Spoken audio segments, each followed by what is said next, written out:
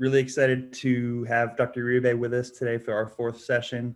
Also excited because this is the first conference where we're going to have the fellows for the 2021-2022 year. So really glad to have them and to welcome them to this series. And then I was hoping that Greg, you maybe could just take a moment and introduce Juan, since you guys know each other well, and then we'll get started with this talk. Awesome. Well, good morning, guys, and wanted to introduce Dr. Uribe right now. He's a very dear friend, probably one of my best friends.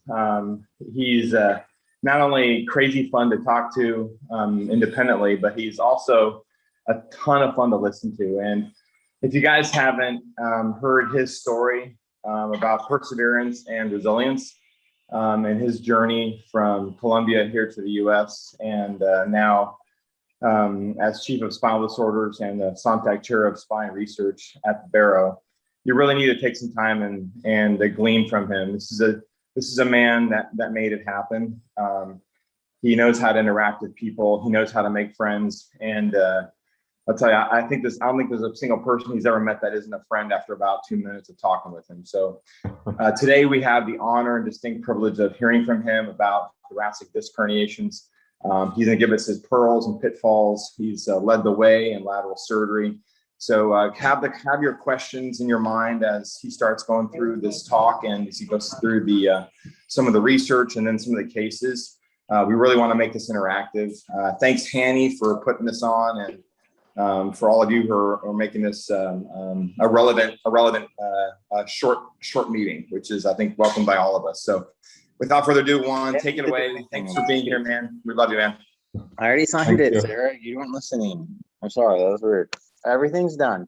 It's in their hands. They're going to review everything for, it says 1 to 2 days, and they'll get us back. And if you haven't muted yourself, go ahead and mute yourself on the call. Besides Juan, of course, you can stay unmuted. Ideally. Yeah. Ideally. And sorry for my appearance. I just got off my bike. So I just got done doing a couple miles on my bike. So I apologize for looking like crap. That's good. Okay, guys. So everybody can listen to me, yeah? Bob, can you listen? I'm listening, dude. Okay, my friend. Yeah, so, I mean, it's an amazing opportunity. Obviously, very grateful to share with all of you guys. Amazing how many fellows. I just looking in here at the screen, how many people we have. It's impressive. So that's very good. So yeah, so I'm trying to make it, I will say, very technical, so you guys can take someone home today to your programs and to your practices, and perhaps push if you have attendings that are not doing this type of approaches, you push them, because I can tell you, once you do it, there is nothing more elegant and more, I would say, efficient to deal with a thoracic disc herniation than the lateral approaches. But let's start with the options, okay? So when you're looking here and you're trying to deal with a thoracic disc herniation, obviously there is many ways to do it. So all of you guys are very familiar with the posterior approaches, yeah? So you have the transpedicular approach, which you guys done it all the time, yeah? You do a big laminectomy, take the facets down, take the pedicle at the index level, trying to skeletonize as much the posterior column, and then you go indirectly and start trying to remove the disc, and basically you go with a curette backwards and just trying to go in this way and push it in, which, you know, is not a bad option, but to be honest, you do it blind. Sometimes you don't know exactly if you're done, if you finish with your job. Then you have the costotransversectomy, which is a little bit extended, the regular transpedicular approach, and I give you a little more lateral view of the canal and the anterior part, so you can have a little more access to the pathology. But the problem is that you still blind, and the lateral costotransversectomy usually requires a massive mobilization of soft tissue on the back, because the more soft tissue you move, the more access you have. And then you combine them, and then the more you take, the more rib you take, and you push the pleura down, you may end up somehow a little more oblique. However, there is never a direct vision of the problem, which I think is a big complication. And then on the other side, you have the anterior approaches. The classic approach, you find the access surgeon, the thoracic surgeon, and then he comes and makes a big incision, open the, kind of the, what we call the sharp bite approach, just split the patient pretty much in half, give you a tour in the entire chest, show you everything, and finally they put you on the spine, and then you do your job. It's good, but the problem is when it's too much anterior, you take a lot of bone first, and then finally you end up dealing with the problem. So you don't have a direct view of that. And then finally, obviously, with some bias, because I like it a lot, is the lateral approach. And the lateral, basically, you can have control of the neural elements and the problem itself. So I obviously like that approach. He has also his downside, which is you do it in a mini open fashion. You're working deep, and you have to be obviously very meticulous with the technique so you do it right. So what I'm going to do from here is I'm going to show you a couple of papers where I think you guys want to go deep on the technique that I'm going to show. We've been publishing through the last 10 years a lot on this approach, but this was the initial paper like 10 years ago. You just can't believe that was that much time, there is a little video showing the approach, and then obviously the validation. As you see, we did a multicentric initial effort to publish all the cases that were done with the surgeon doing this approach. And then there is a more recently one where we talk about this way to take the discs, thoracic discs out. So don't forget that thoracic disc herniations is probably, I would say, the most challenging procedure that a spine surgeon can do, and the reason is because the complication is paralysis, and is very dramatic, and very easily you get out of your comfort zone, and then you have the complications. So that's what makes the thoracic disc herniations a pathology that, as you're in big academic centers, you see that all these patients get referred to that, and the private community guys don't want to deal with that. But I would say, if you get trained doing this technique, you can do it in any hospital, anytime, with a really good result. So you see here on the left is the classic sharp bite incision. You see the access surgeon come and make a huge incision, and then in the right, you see the mini open approach, which is more going to the point. So I'm going to show you here a little bit of one case, just the x-rays before and after. You see, this is the classic thoracic disc herniation. In this case, it is on the mid-thoracic area. It's around T67, which in general, when you go lateral, as a rule of thumb, probably the highest part that you can go is around T5, T6. Higher than this is very complicated. The axilla comes into the view. It's very hard to get there. So for levels above T5, T6, I will say it's better to go from the back. Unfortunately, most of the thoracic disc herniations are on the mid-thoracic and the thoracolumbar junction, as you guys probably know. So this one, for example, was at T67, and which was challenging in this case is, besides being calcified, is that actually the best approach was through the left side, but the problem is this one. You see, this big red was here. So how can you get here, take the disc out, be able to visualize the dura,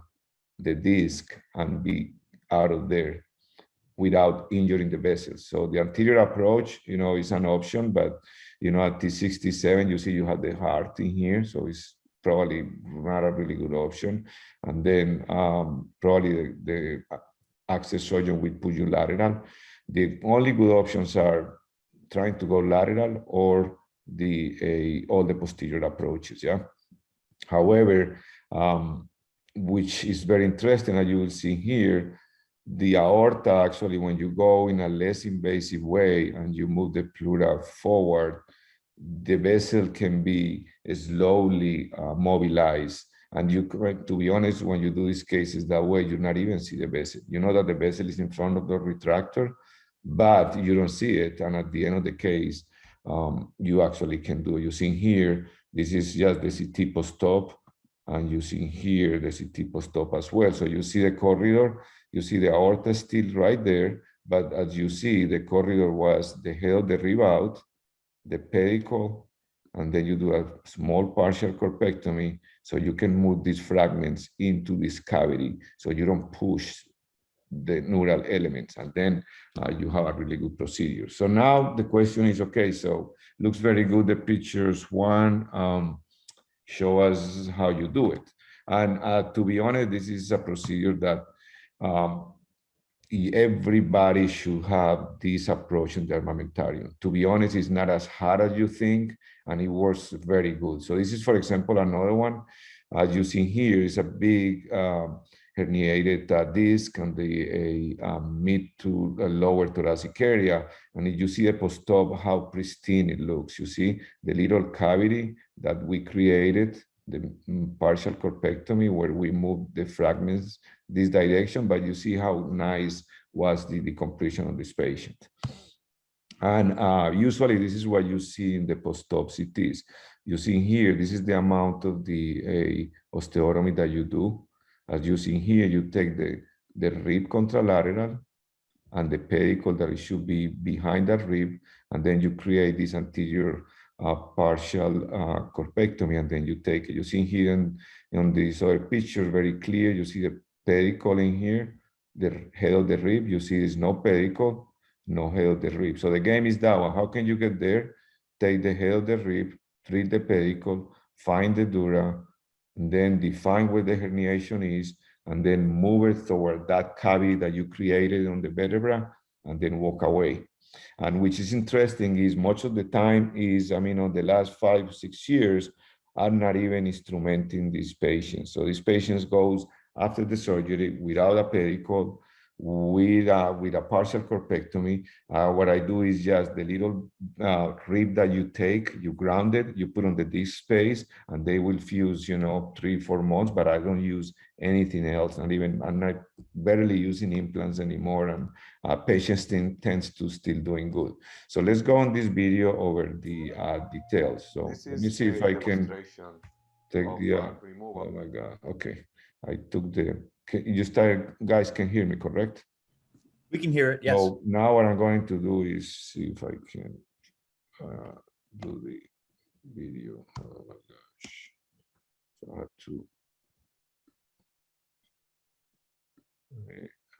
this pen is driving me crazy. 1 second, let me just, okay, I got it. So now, okay, so let's see if I can go a little forward, and I can show you the details. Okay, so this is the case that I just showed you. You see here, it's a patient with a significant herniated disc at, this is around, 10, 11. And then the patient obviously shows signs of myelopathy and spasticity. This is the classic position. And I'm going to put a pause in here because it's important. The position, so using here, the patient is in I'm trying to give you now good technical points. So the patient is in a perfect orthogonal position, and using here, this is the vertebra above, vertebra below, this is the disc space, and you see incision is a little bit offset posterior. This incision is around 6 centimeters, and the incision is marked over the rib that is closest to the disc space that we are targeting. So it should be another rib around here, another rib around here. So the one that is closest is the one that you use. And then noticing here, there is a needle on the spinal process. And this needle, when I placing the patient on lateral position, I localize it, and then I get and I technically mallet the needle in the spinal process. That way, during the entire surgery, I know exactly what is the index level. And you will see a little bit on the video that marking of the needle. That's a very important point, because don't forget the number one complication of this procedure is wrong level. So you don't want to miss in your level. So that way, just putting that needle right there, you know that never will move. Every time you take a picture, it goes good. So if you look in here, then you open the incision as you see here. Once you open the incision, the first thing that you go is to the intercostal muscles. And then once you take the rib, as you see here, there is a little plane that is called the endothoracic fascia. So the first thing that you look at that when you do the approach is you look at the pleura, and you think that that's the pleura, the tissue that is there. But in real life, there is this little muscle fibers that are still part of the intercostals, even if you took the rib that was in this position. And then little by little, you start dissecting that plane, and then you start doing the retropleural approach. So you see here, I'm using my fingers up and down, little by little, that virtual space that is behind the pleura, in between the muscles of the intercostals and the periosteums of the rib, start giving you that plane. You see there, you keep going until finally, you see here, you get at the level. So obviously you take an X-ray, you see where you are. This is the head of the rib. This is the disc space. So the first thing that you do, as you see here, we taking the head of the rib. You know, lately we're using these bone scalpels that makes a very nice cut on the rib, but you can use any kind of drill. And then the next step, which is very important, is you always have to go and drill the pedicle. That is where the problem is. And the reason to drill the pedicle first is because I know that when I drill the pedicle, medial to that always is the dura. So I need to find somehow always first where is the dura and where is the anterior part of the canal. So once you drill the pedicle, as you see here, you define what is the anterior edge of the canal. And then once you know 100% what is the anterior part of the canal, then you drill this small anterior partial corpectomy, which you see here, we're doing again with the bone scalpel. Now that I know the neural elements, what is the anterior part of the dural sac, I know that I can easily drill there. And then once I make the cuts with the ultrasonic bone cutter, then the next step is, as you see here, I start drilling with the regular Midas. And take a look in here, you see the needle on there. The needle is always amazing because it gives you exactly make sure that you're working at the correct level. And then you see here, we're using also, this is very important, you see this drill bit from, it's actually a Medtronic drill bit that using a skull base, and it's a coarse diamond drill, so it's very gentle with the neural elements, but also it's aggressive enough that takes on bone as different to the regular diamond drills.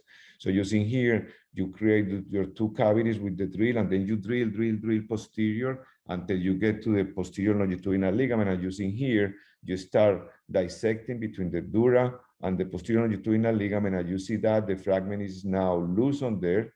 And then first you go distal, you cut the posterior longitudinal ligament, and then you go proximal, cut the other one, and then what is in the middle is the herniated part. Obviously, this is a super fast video, but you know, normally it takes 5-6 hours, and you're working on the microscope, you're doing all your work from there. But as you see here in this work is similar like you see on every other picture. And it's a very small incision. As you see here, that's the pre-op images. This is a post-op images. So have a really good decompression and good achievement of what you want. So I'm gonna show you another video of FAANS here, another case. This is a T8, T9 calcified. So in this case, as you see here, there is a big calcified disc herniation, as you see here, taking most of the canal.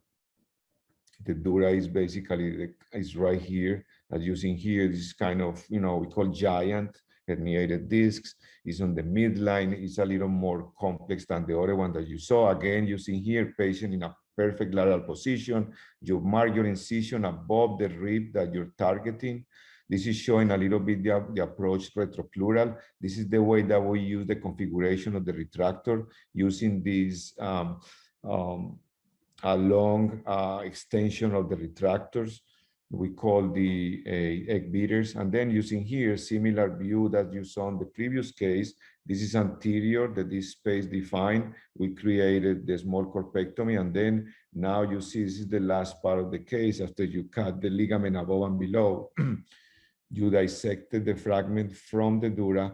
That's why it's so important to make enough space anterior. And then, as you see, little by little, you detach the posterior longitudinal ligament from the dura so you don't have a leak. Because leaks in these cases are not a good idea, because you have something leaking into the chest and it's hard to suture. So you have to do everything possible to try to avoid the leaks. And I have leaks in few cases, and I have few tricks how to deal with that. Maybe in the questions we go over that. But using here, you do a really good decompression. And then this is what you get at the end. So I think, and then this case, for example, as you see, as again, the same incision is 6 centimeters incision.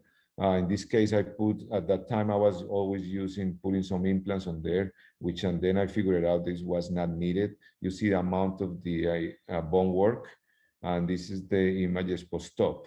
So definitely a really good option. Obviously, it requires a lot of details, but I can tell you that if there is something more elegant and there is a good procedure that we can do and help our patients, is the thoracic disc herniations. And I'm a big believer that every modern spine surgeon should be able to be comfortable with this approach and offer to the patients, because the benefits are huge.